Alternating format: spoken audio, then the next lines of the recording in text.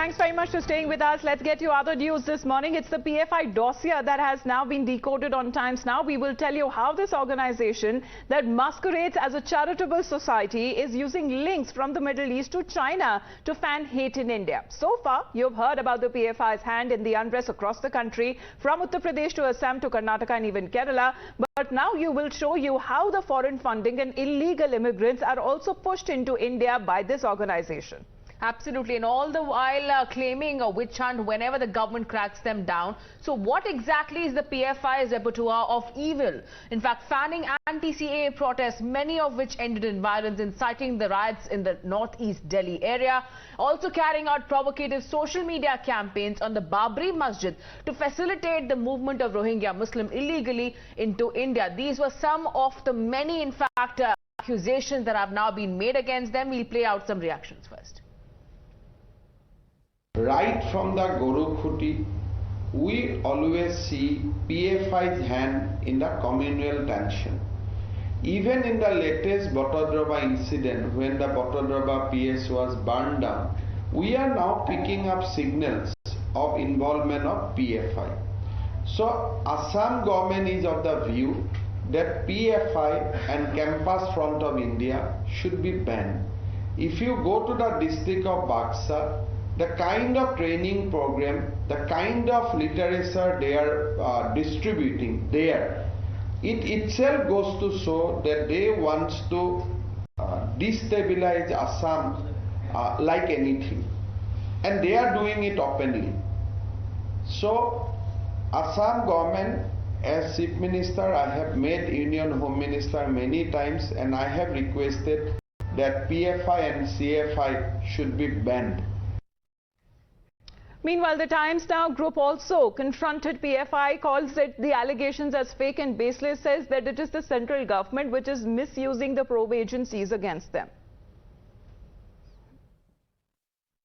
This is completely a fake and baseless allegation by ED as their previous allegations.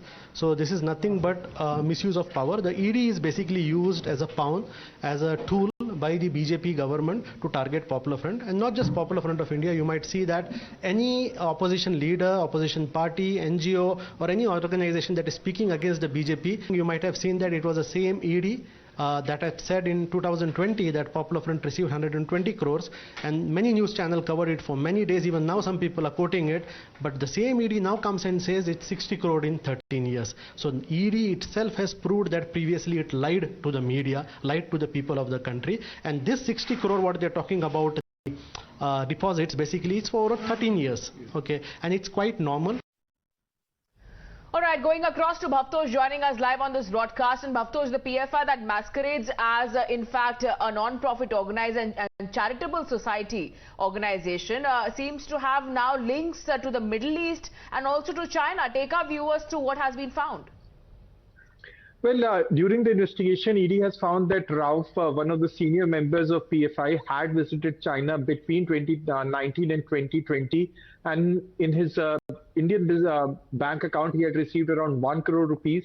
And Kaleem Pasha, who was implicated in the Bangalore riots of 2020, he's a member of SDPI, which is a sister concern of PFI.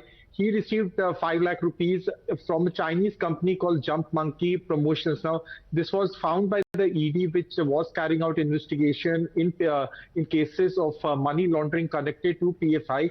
And in the charge sheets that have been submitted in the Lucknow court, ED has in fact mentioned all these details. What has been also found by ED is that 600 domestic contributors to PFI, their antecedents are doubtful. In fact, 2,500 domestic beneficiaries or contributors were in fact investigated by the Enforcement Directorate. And it has also been found that one of the persons who had been arrested by UP ATS was one of the beneficiaries who received money from PFI. He was arrested by the being UP investigated ATS on the same as Bhavtosh is sharing the details, because this development is coming after the ED froze the bank accounts linked to the PFI in connection with the money laundering case. For the moment, Bhavtosh, thanks very much for joining in. We head into a short break. The morning news continues on the other side. Stay tuned.